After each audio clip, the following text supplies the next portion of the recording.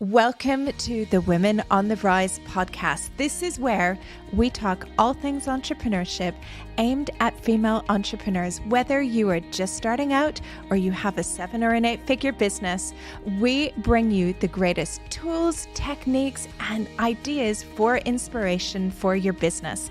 I also interview some of the world's leading entrepreneurs from all over the world to hear about their businesses and what they've done to grow and scale their businesses. I welcome you to join us in our journey for Women on the Rise. Welcome to the Women on the Rise podcast, and today I am joined in New Zealand with Cath Vincent, who is a founder of a number of different businesses, so many that I'm not even going to tell you. I will let Cath tell you all about her entrepreneurial journey here in New Zealand. Welcome to the podcast, Cath. Thanks for having me, Jen. I'm so delighted to have you because you spoke at our last Female Fusion event that we had in Auckland. I wasn't here. I didn't get to see that, but I heard from everybody. It was fantastic. Thank you. It was a really gorgeous event. You know, heaps of women sharing and collaborating. It was just really fun to be part of. That's what I love about Female Fusion as well, right? That it's so cool that we connect women all over the world to build their businesses, and it's just really nice women as well, which I like, because you hear sometimes people go, oh, you know, women aren't nice to each other, they're not supportive, and I'm like, if you get the right women in a room, that they will support you, they will uplift you, they will recommend you to a room of strangers. Yeah, you want to magnetize the people who are interested in personal growth, and alongside that, they're trying to help each other grow as well. Yeah. So, as I said in our intro, you are a woman of many businesses and many talents. Lots of hats. Lots of hats. Maybe tell our listeners a little bit about you and about some of the businesses that you have here. Yeah, so I started out as a business consultant. After I'd chop and change jobs in my 20s, I realised that what I was doing was I was going around fixing things, and then when they were fixed, it was a bit boring. So I'd find somewhere else to fix. So I was a training really as a business consultant. And then finally, I just went into business consultancy, and I now coach SMEs. So I really focus on the little guy. And what I'm obsessed with is helping small businesses to stop leaking profit, because all businesses leak profit, even really successful ones. And the little guy in pushing hard and the momentum at which we all live is leaking profit that they seem to not have time to fix. Okay, so I love that, because it's such a big issue, right? And so many businesses, and I think I see this a lot of times, and I see this with our members, and I've experienced it as well before, that when you get really busy, and I think where you see a lot of the profit leak is when you experience the growth. Yeah. And you're growing so fast that you maybe outgrow the systems and the processes that you have. Exactly. The ones that you have are not fit for purpose. Yeah. And, you know, I've done this where it's just like, you don't even check. You're like, yep, we'll do this. We'll pay for this. We'll do that. And you don't have a handle on things, or you're maybe not going through the process of hiring the right people, or vetting the service or the product that you need, or forgetting to cancel the old stuff that you no longer need in your business. Yeah. Absolutely. I mean, if you think about those processes and systems, if you liken it to something simple like making up a cup of tea, right? You're at home, you're making a cup of tea. If every time you had to make a cup of tea, you had to walk down the hallway and out and round the corner to go and get the tea bags, you'd go, this doesn't really work. But if that were a business situation, you go, it's fine, we've just got to make this damn cup of tea, you know? Right. And so we don't stop and go, you know what, if I adjusted this process, I could, you know, let's say you do it 10 times a day, I could save 3 minutes a time, there's 30 minutes in a day. You know, you average that out over the year, and you put a dollar sign to it. Yeah, that is a lot of profit. So what would you say are typical areas where businesses are leaking profit then? Well, very often we think of profit as being money, obviously. Sales is a game scored with money. But really, in terms of time and energy, those are also areas in which we leak profit. But it goes unseen. So if someone came into your office and sat down and said, hey, why don't you give me $100? You'd be like, I don't think I'm going to do that. Yeah. You know, without a good reason, right? Right. But if they said, hey, give me an hour of your time, why don't we sit down and have a coffee meeting? And we go along with things like that without really saying, is this a good use of everyone's time? Not just my time, but actually everyone's time. So there's a lot of kind of vagueness in how those things occur. And if you really do a time audit, you'll discover you're leaking profit everywhere. Oh, yeah. If you do anything that you don't want to do, you're leaking profit. Yeah. Yeah. Yeah. I mean, the time audit is so important, and especially as well as you grow, right? Because you go from delivering all of the things in the business to maybe you shouldn't be doing all of the things in the business. And I have a bit of a habit of doing this that, even still, and I've been an entrepreneur for close to 3 decades. And our business is on a platform called Kajabi. Yeah. And I know Kajabi really well. Yeah. And I'm really fast on Kajabi. It's kind of one of those things where I was like, I'm going to understand my business inside and out. And as I was building the business, although I had other people doing things, I was like, explain this to me. I want to know how to do it. And I find I spend a lot of time in Kajabi playing around with things and fixing things. And I have another friend, Dr. Lucy, who's in Australia, and she also has her business on Kajabi, and she does the same thing. And we joke, and we're like, we're the most expensive Kajabi people in the world. And it is like, and it's one of those things that you look at it and it's like, why did I just build that sales page? Yeah. And, and Lucy will do the same thing, like multiple 7-figure business. And we're kind of like, why are we doing it? Because you're good at it. Because you're good at it. Yeah. And because you can do it in an hour as opposed to somebody who can do it in 10. Yeah. And also it is sometimes, and this is where it's hard sometimes when you're looking at the time. And I'll say this to members too, like, what is the stuff that you really love doing? Yeah. Because sometimes, like, we have a member who owns a music school and she still teaches a lot. And I said to her, like, is that the best use of your time? And she's like, no, but I love it. Yeah. And, I love it. I want to have my hands in it. I want to do it. And that's our right as business owners, that you get to kind of make that up. Yeah. But it's also looking at, well, there are other things that I should be doing, maybe not. Oh, it's that should word though. You really have to watch for that. Yes. And so with any task, one question is this the best use of my time? Yeah. That's a valid question. But also, do I love it? Now, I think what you're touching on there is sometimes we have a procrastination method of choice. And it is that we're drawn to do something that we're good at because we feel like we're achieving, even if that's not really the thing that we should do. And very often the next best action is something that you might not really want to do, and it probably will take 5 minutes or less. Yeah. But instead, we spend 2 hours on something and feel amazing. Look at what I created, I built this in Kajabi. Aren't I fabulous? Yeah. So, you just really need to be honest with yourself. Yeah. Is this, a great bit of my life that I'm really enjoying? Or really is it a way of procrastinating on something more important? And it's so interesting that the way that people procrastinate depends very much on their makeup. Yes. So, you find that, engineers have businesses that are all very ordered because instead of doing sales or something that will grow the business, they're like, I might just file these things. Operations are on fire, Exactly. And the same, the accountant runs a business that, or they're in Xero all the time and they love it, but they're probably not picking up the phone or sorting a process or whatever. So, yeah, it's funny how we all have different strengths when it's running our businesses, but it's recognizing what we're good at, what our strengths are, and then finding people you can outsource it to or getting other people on the team to do it. I think that's quite a challenge for a lot of people as they start to scale, but it's really necessary as well. It is, and you're going to have to accept that not everyone is going to do everything exactly the way that you do it. It might not be as good. It might be. It might not be.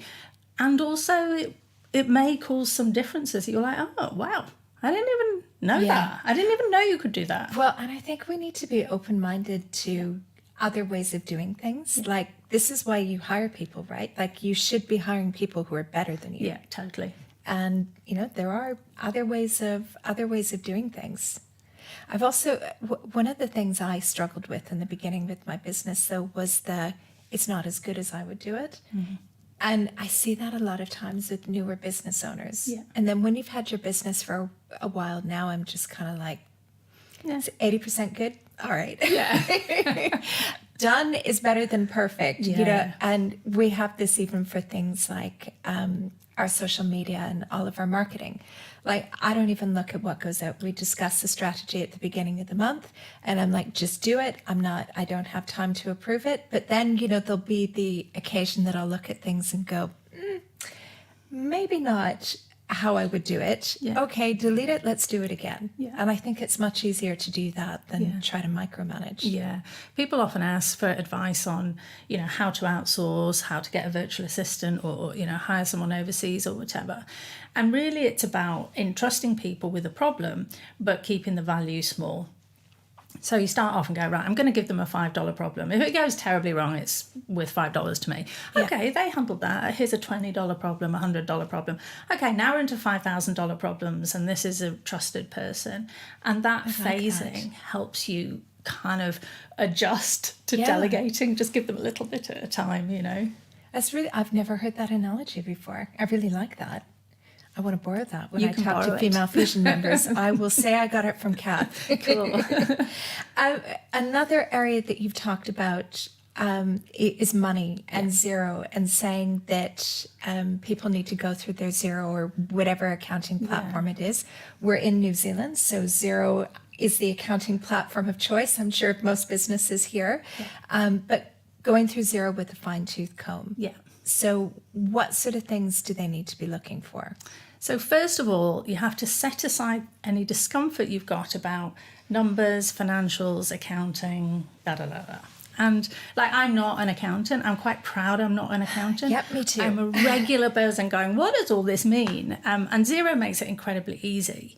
Now, very often I speak to people and I say, hey, you know, how do you handle your GST returns? Or how do you do X, Y, Z? And they go, oh, my accountant does all that.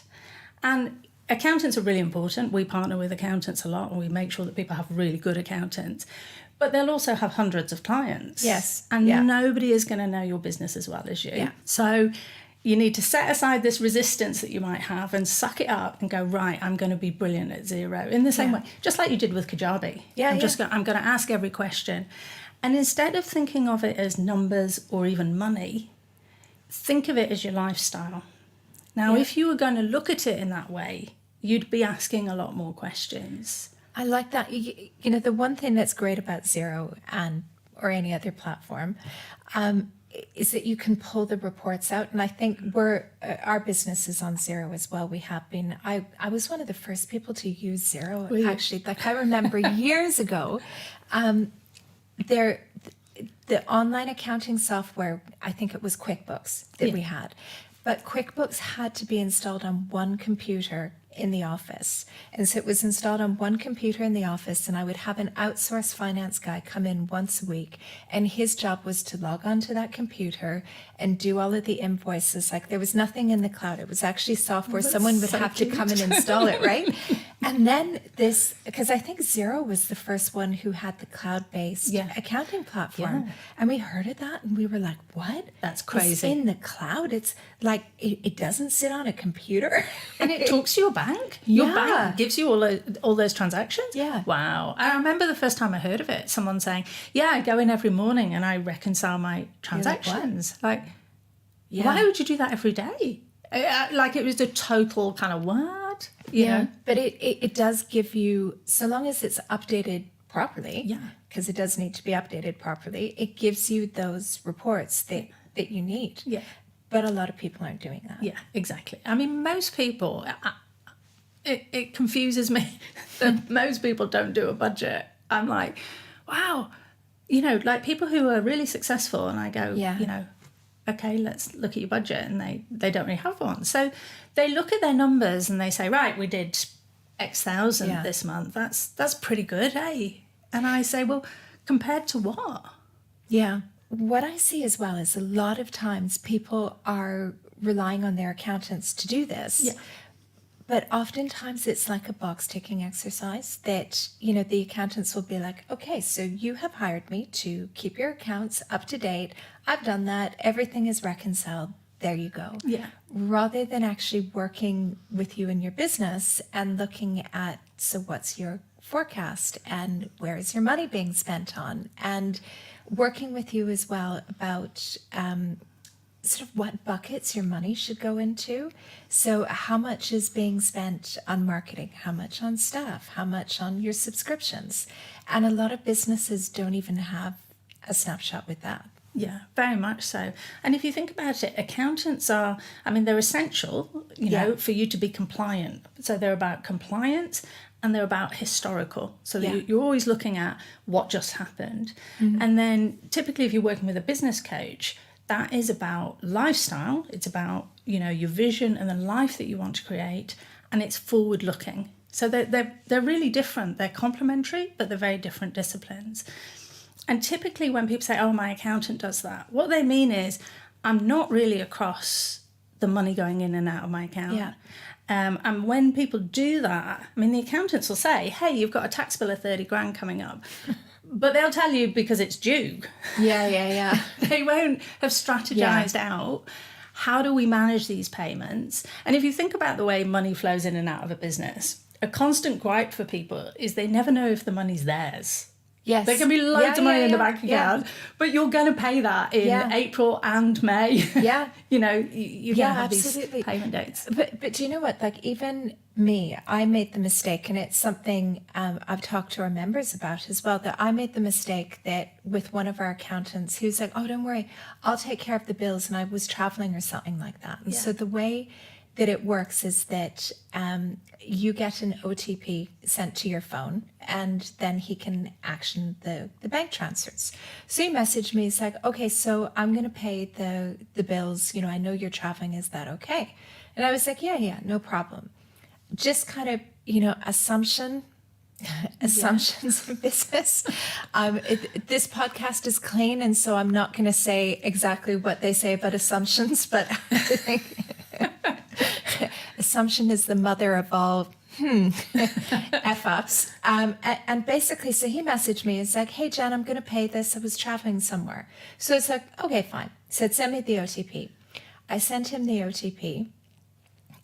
All of this money came out of the bank account. And I was like, what is that? What? Like, I was expecting it to be a significantly smaller amount. And he brought our bank account down to almost zero. And I was like, what? Like, is there bills going on that I don't know about? And he went through, and rather than paying things on due dates, because, you pay things on due dates and manage your cash flow that way because you have other money coming in, he paid everything, even things that were due out like 60 days later. Wow. And emptied the bank account. Yeah.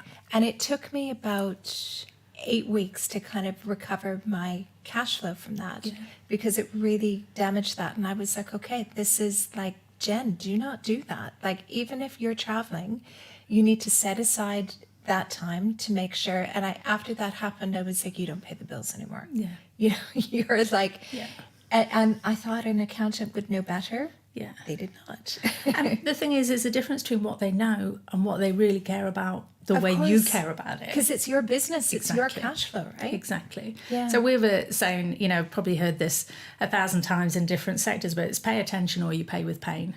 Yeah. But business owners, and I see more women as well, we don't like numbers. Yeah. Don't like numbers. They're not numbers. No. But they're really not. It's our money. Yeah, it's what activities you can do with your kids. It's where you're going on holiday. It's stuff like that.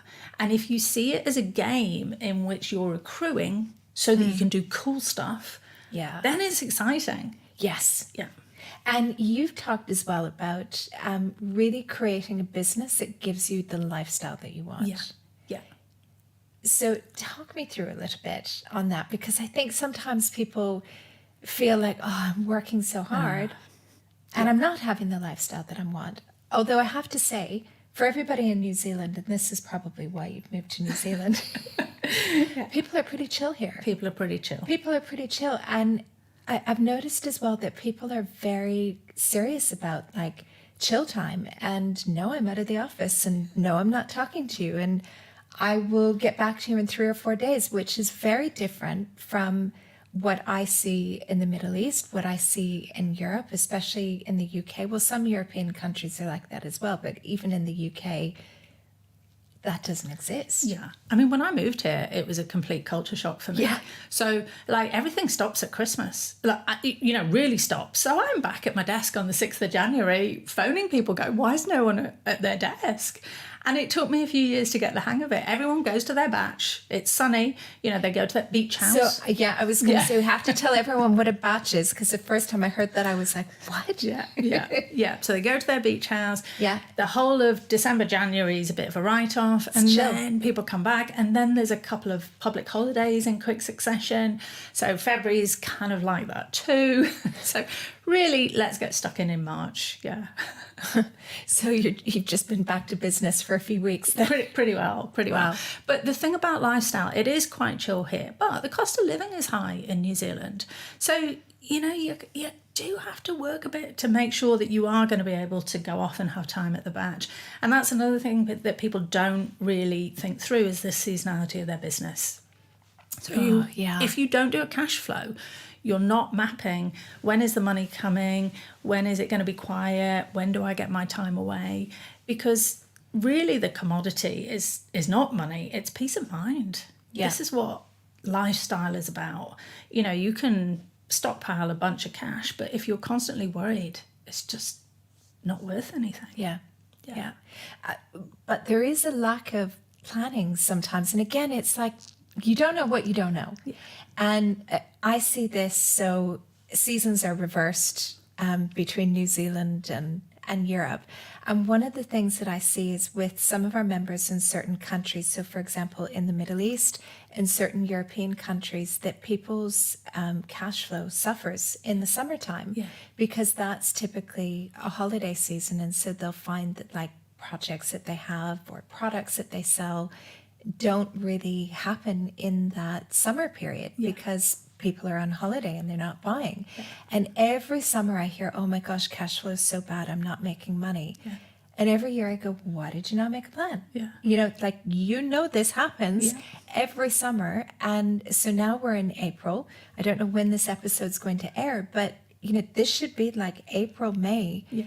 If it's July and August, you should be working now to have that plan if you don't have it in place, not the 15th of July. Exactly. And you know what? It isn't hard to make an annual plan. Like you could do this right now. Just write down the months, January through to December, there's 12 of them. And then think about what happens seasonally. Now, depending on your product or service, some things will mean more. Valentine's Day might mean something to you depending on what you supply. But you can go, right, here's where typically it's downtime. Here's our biggest month. Here's when my tax is due. And it wouldn't be hard just to make that plan, just to start thinking about it. That takes 30 minutes. Okay, take 30 minutes. Yeah, it's not hard. It's not hard. Yeah. But it's all of these things. The problem is that there isn't just that. So, we listen to a podcast and go, oh, that's a great idea, I must do that. And then we, get 10 emails about stuff. Oh, yeah, I should do that. And there's a lot coming at everyone. Of course. All at once. Yeah. Like it's said that the amount of data that comes at us these days. It's overwhelming. Yeah. In a year of our time is like a lifetime of data from the 50s. If you think about how people lived, like if you wanted to get a message to someone, you wrote a letter, you stuck it in an envelope, you put a stamp on it, and you walked to the post box, and then you waited for 3 days for them to even receive it. Yeah. Like now, sometimes I email late so that it doesn't ping back, I don't want them to reply today, reply tomorrow. I do, normally what I do, because sometimes I don't like email. I'm very well known that I talk about why having an email list is so important and how, email marketing for Female Fusion works really well for us. but I never read my emails. Yeah.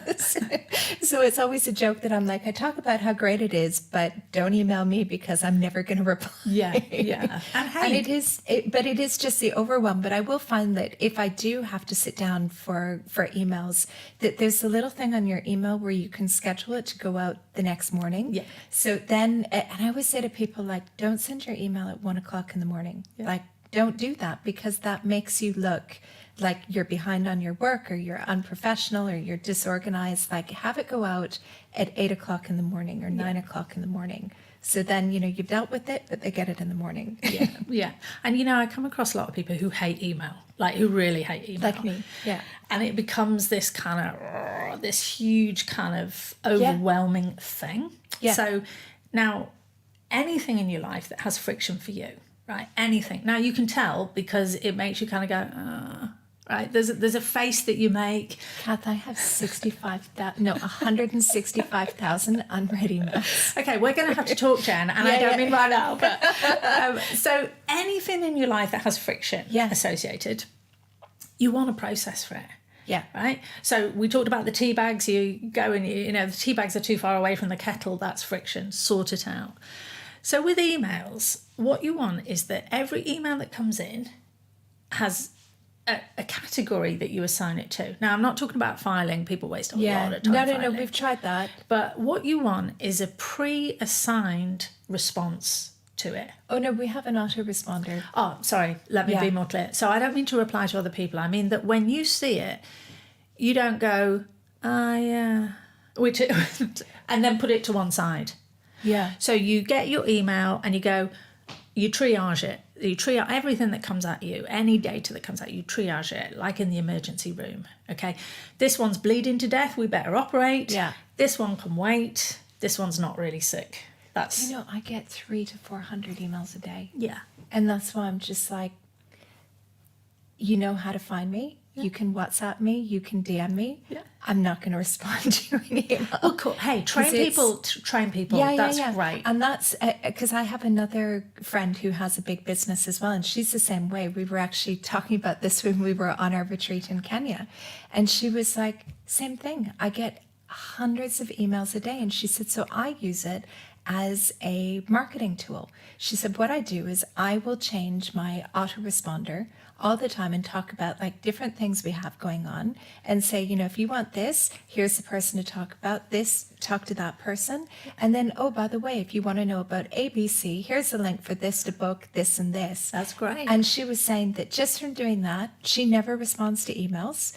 And even she's like, same with me, doesn't do it. Yeah. But she said that the autoresponder with that just kills so many of them because then they'll go and find the other people to talk to. Brilliant. Yeah. So whatever it is, you just need to find your way. The process. So that there's no thinking. There's no kind of like, oh, well, I could this. Oh, maybe that. I'll do nothing. Yes. That email overwhelm is an accumulation of decisions that weren't made. It came Could be. Yeah. I'm not talking about you necessarily. No, busy that's fine. international lady that you are. It's fine. But that's, I used to be really good with emails because I had another business that did corporate training. And so I dealt with a lot of corporates. Yeah. But I didn't get the hundreds of emails a day. Yeah. And it gets to a point because even my assistant is like, what the heck? She's like, for the first week, I remember when she started picking up my email, she burst into tears. She was like, I don't even know what to do with it. And I was like, so don't respond. Oh, Jen, you broke her. I felt so bad. And she was like, I have in my 15 years of doing assistant work, she's like, I have never seen an inbox like this. I was like, so don't reply. I don't care. Okay. I mean, it's slightly different, right? From a corporate business to having something like Female Fusion, right? Yeah. Where it is slightly different because the emails are, constant emails for collaborations and different things like that, and a lot of times asking for things from Female Fusion. Yeah. And so a lot of times that's where I'm like, you can talk to this person or that person. Don't talk to me. Exactly. Yeah. Exactly. Yeah. Emails. I don't like them, but they are great for marketing. Yeah.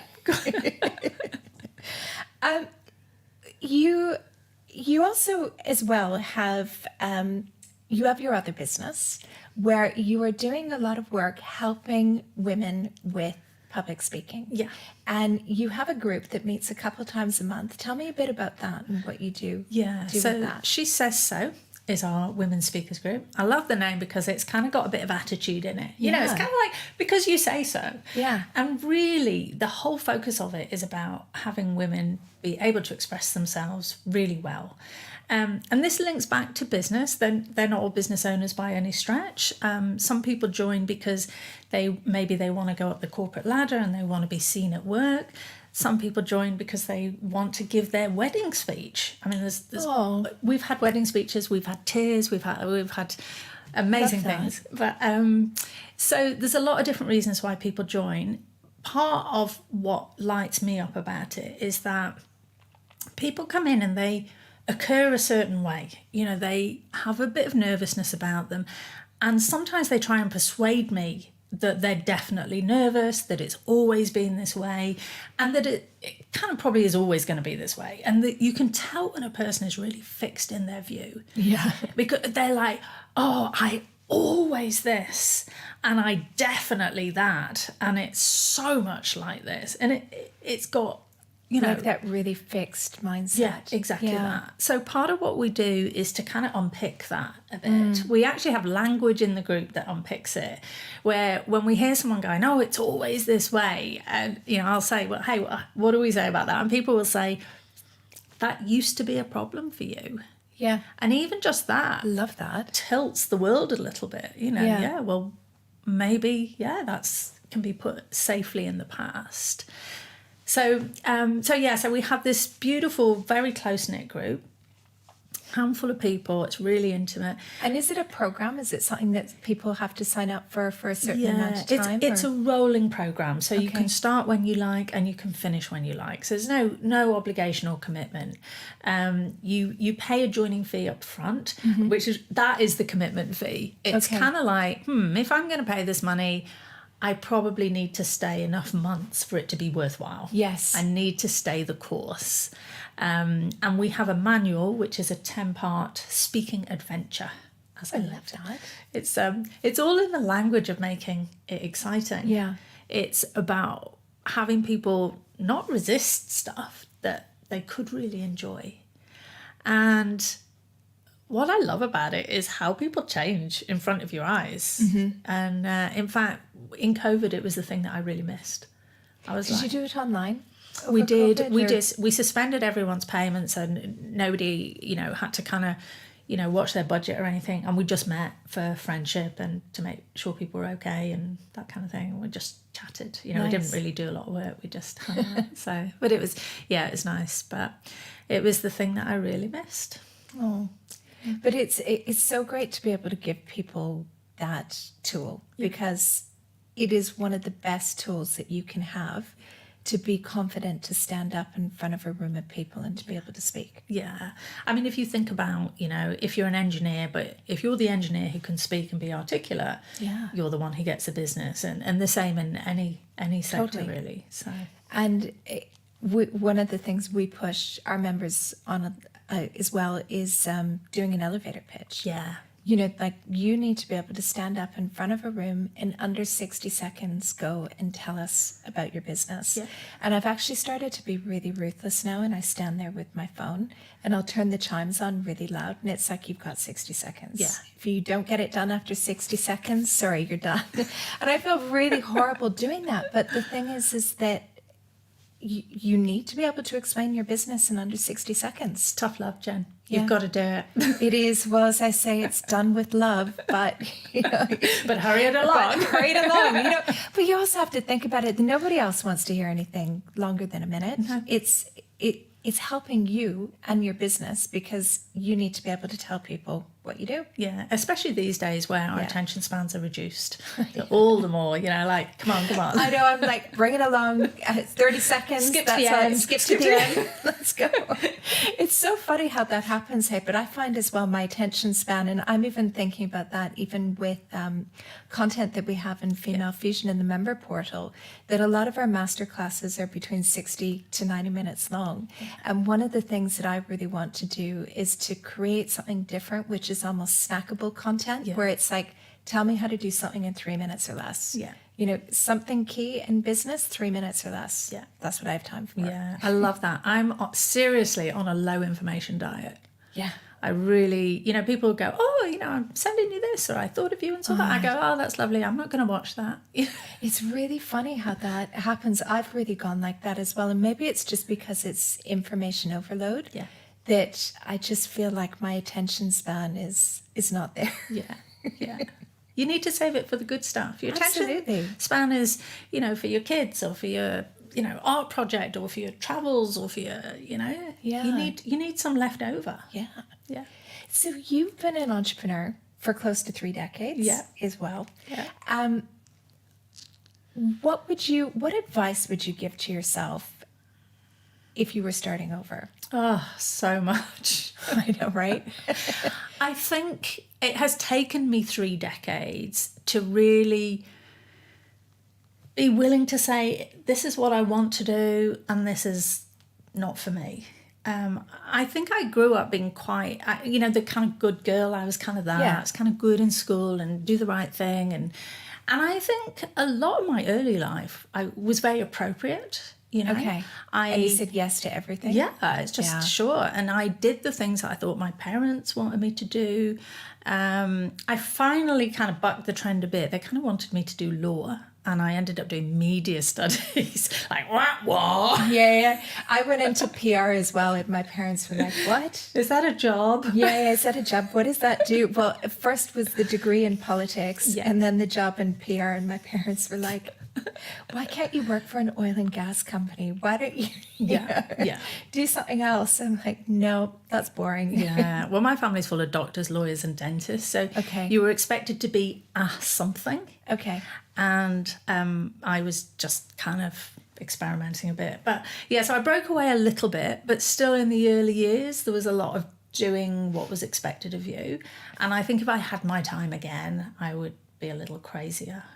Nothing terrible happens when you just be a bit braver. You know? And what sort of stuff would you be braver on? That is a great question.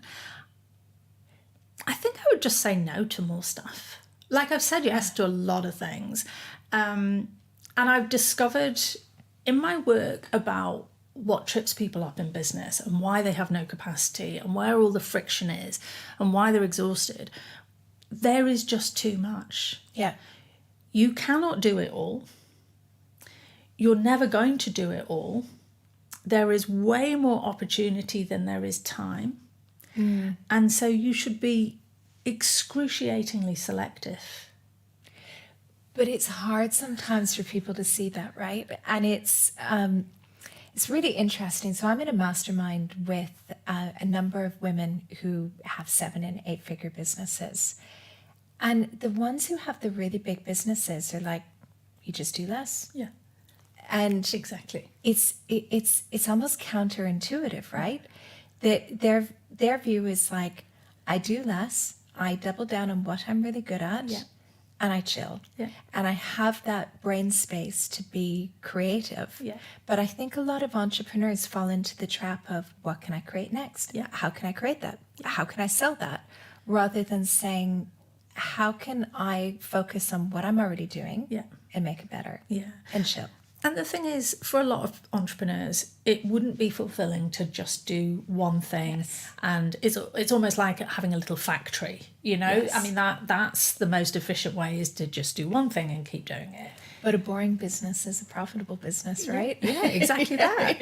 You could go buy a factory that makes paper clips and be extremely successful. Yeah. But you might not be excited by paper clips. Yeah. And when I started my TV show, it's the most ridiculous thing. And I just really wanted to do it. And it was so fun. So I guess that's what I'm talking about. Those are the things I would have probably done earlier. So focus on the stuff that brings you joy. Yeah. And say no to the rubbish stuff. Like I said yes to a lot of things I didn't want to say yes to. Yeah. And it was almost kind of like, well, but why would you say no? Because it's good money. Yeah. But what I've learned, I don't know if you found this, but when you say yes to that thing that feels a bit gross anyways, you're saying no to potentially a really great opportunity. Totally. There's a really good book, I don't know if you've read it, called Essentialism by Greg McKeown. Go read this. It's really good. And it is about really focusing on only what is essential. Like when in the morning, I have a little time to have my coffee, I have my dog with me, and I write my day plan. It's a happy little part of the day. And I ask myself, what's essential now? So I don't look at I have an electronic to-do list. I don't look at that first. I just say, what's essential now? Because the answers bubble up. It's what's front of mind and, in your heart. And you'll go, I want to get to the gym. And what bubbles up are things that you really care about. They're not send that report or do, those sorts of things. And in that book, there's a lovely little model where he defines a little matrix to evaluate opportunities. So you have 3 criteria that are absolutely essential and 3 criteria that are optional. And it should definitely meet all the essential and it should meet 2 out of 3 of the optional. So if I'm signing a client to work with to do business consultancy, I've got some criteria. One of them is they should be really good at what they do. They'd be excited about it, be lit up about it, And then I have some optional ones which are about parking and, because... It's funny when you get older, though. It's like, I can be really picky. I don't really care. I know. Who'd be 20 again, right? Yeah, exactly. It's like you can just be demanding now. Be like, no, I'm not going to do that. Yeah, exactly. So get clear on that because we often don't articulate it. We don't really know what it is that really matters. And you're absolutely right that if you say yes to one that's a bit, you're saying no to the one around the corner that could be amazing. And you just almost have to have faith, right? That it does come. Yeah. You have lived and worked all over the world. So you're originally from the UK, from Manchester, spent some time in Australia and then ended up in New Zealand, fell in love with New Zealand and were like, UK, I'm never coming back. Yeah, pretty much. Yeah. As soon as I left the UK, I was never going back. Just the weather's so terrible. Yeah. I never had a single good hair day. Yeah. It is true. Every time I go to London, I don't have good hair. No, I know. Australia's great for hair, better than New Zealand actually. Go to Perth, it's really dry. It's good for... Dubai's good for hair as well. Yeah. We have good hair in Dubai, except for summer months when it's about 90% humidity. Doesn't really work then. But the rest of the year it's pretty good. We got engaged in Dubai, so I think I had good hair that day. Okay. So it's got good hair, good temperature as well. But what have you found working across different markets? Well, I guess when I look back at the UK, it's so long ago that I was a kid. Like I don't think it would be possible to do in the UK the things that I've done here. Like just start your own TV show because you felt like it. Like I cannot imagine having tried to do that in the UK. So I think New Zealand is a lot more intimate as a country and you could probably get a hold of anyone that you really wanted to. It's not hard to find people. So I think it would be hard to do really ambitious things in the UK. I don't know. I just can't really imagine it. I was 18 when I left, really. I went to uni in Northern Ireland and then I worked in London for a little bit and then I moved to Australia. That would be probably, I've been here 14 years, another 5 before that. It's so long ago. I wouldn't know how to make a go of it in London, to be honest. These days. I had my first job there and it was a startup company and we didn't have offices yet. So I was in a flat in London, pretending I was in an office, phoning people up and I'd ask for information, whatever my job was, and they'd say, oh, can you fax me? I'd be like, the fax machine's broken at the moment because I'm just sitting in my front room. I don't have a fax machine. So really my experience of England would be so outdated. We weren't even using email and stuff. You know. Oh, it's really, I find it so interesting though, looking at like different markets and where there's the similarities and the difference and the culture, and even, you know, how we were talking about here in New Zealand, everybody's like super chill. Yeah. And chill time is important, but then other markets, it's like go, go. There's a real time. work ethic in the UK. I noticed that when I moved to Perth in Western Australia, I was like, wow, this is different. And the weather really impacts how people feel. Definitely. So it's just summer all year round. It's beautiful. In the winter, it's like a lovely 20, 22 degrees. And all meetings are done over coffee. And there was, at that time anyway, I don't know how it is now, there was plenty of money in the economy. You know, there was a mining boom.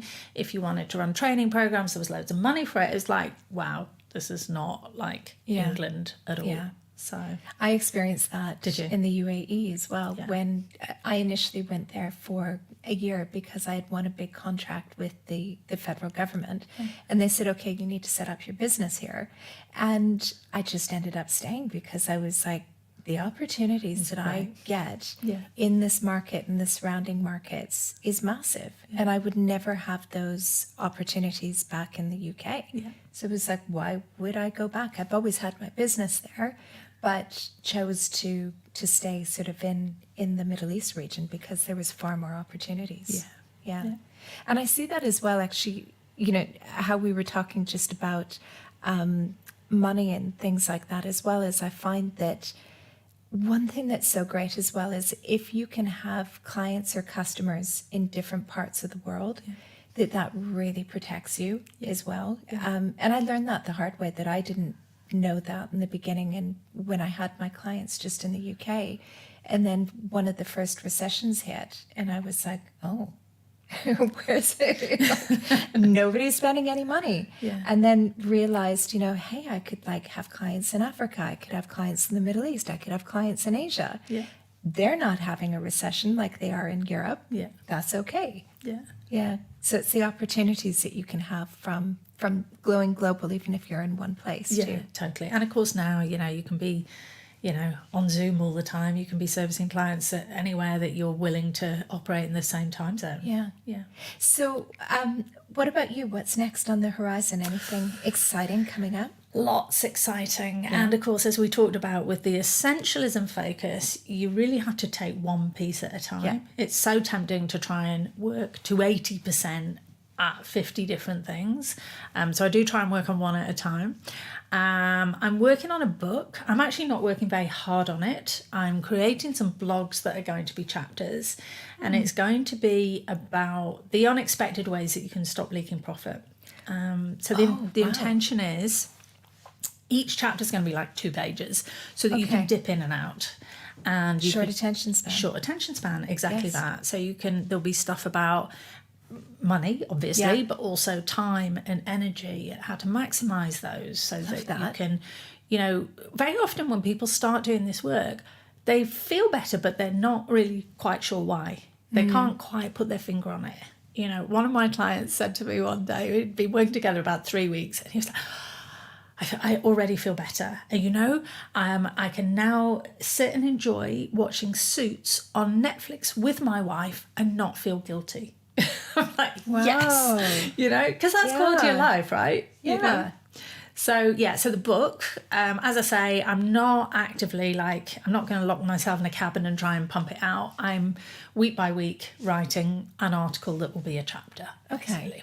And so do you think that will be within the next year? Yes. Okay. Yes. Because that book sounds super cool. I think you'll have lots of people in Female Fusion who will want to buy that. I might need to speed it up because the excitement for it is kind of spilling out. Okay. You know, it's kind of like, oh, this is going to eat me. You know, do you ever get like that? You're so excited about something, you kind of wake up and go, oh, I shouldn't really get up yet. It's only 3 a.m. but I could pump out a chapter. It's just right there. Yeah. Oh, that sounds so exciting. I'll definitely buy the book. Well, Cath, thank you so much for sitting down with me on the podcast today and sharing your journey as an entrepreneur. And I look forward to seeing you next time I'm back in the country as well. Brilliant. Thanks so much, Janet. It was such a blast. We could go all day, couldn't we? We could, yes. Thanks, Cath. Thank you. I don't know about you, but social media can feel pretty overwhelming sometimes as a business owner. It just feels like there is constant work that always needs to be done, which is why I have recorded for you a completely free 45-minute masterclass called Marketing Without Social Media. And inside, I share with you my tools and techniques that I use to grow Female Fusion and the other businesses that I have had. So I give you the tools, the techniques, and the frameworks to put that in place in your own business. All you need to do is head over to femalefusionnetwork.com/